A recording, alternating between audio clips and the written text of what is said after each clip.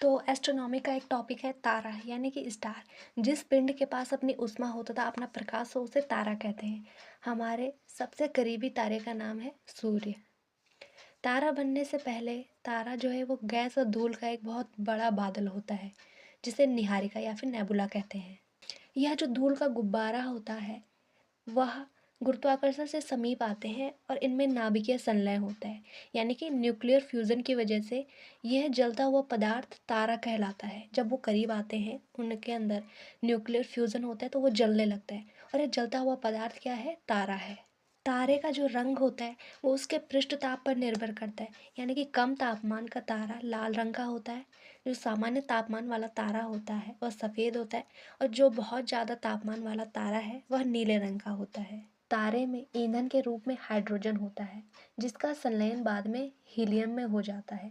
धीरे धीरे हाइड्रोजन व हीलियम खत्म होता है तो तारे का आकार फिर बड़ा होने लगता है, क्योंकि पहले अंदर का खत्म होता है हीलियम, जिसको कि कहते हैं तारे का ईंधन। ठीक है, हीलियम को ही तारे का ईंधन कहते हैं। वो खत्म होने लगता है तो वो बाहर की तरफ फैलने लगता है। जब तारा बड़ा होने लगता है तो उसे लाल दानव कहते हैं।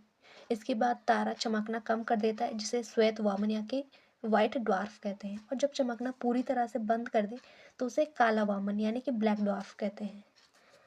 अब ये जो श्वेत वामन और काला वामन, लाल दानव, ये जो सिचुएशन है ये किसके साथ होती है? छोटे तारों के साथ। लेकिन जो बड़े तारे होते हैं उनको विस्फोटक तारे या फिर अभिनव तारे कहते हैं।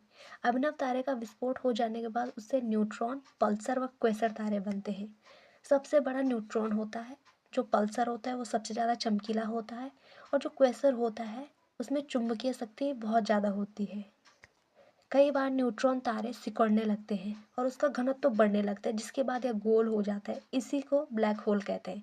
तो आपने जाना कि ब्लैक होल कैसे बनते हैं। जो बड़े तारे होते हैं, अभिनव तारे, उनके जो विस्फोट होते हैं, विस्फोट से जो न्यूट्रॉन तारा बनता है वो जब सिकुड़ने लगता है और उसका घनत्व तो बहुत ज़्यादा हो जाता है तो वो ब्लैक होल कहलाता है।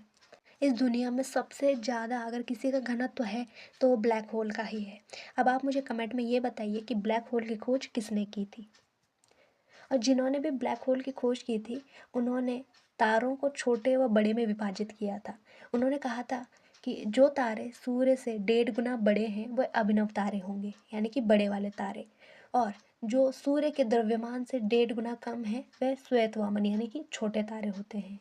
तो किसने ये कहा था? आप इस चीज़ का जवाब कमेंट में ज़रूर देना। मिलते हैं अगले वीडियो में।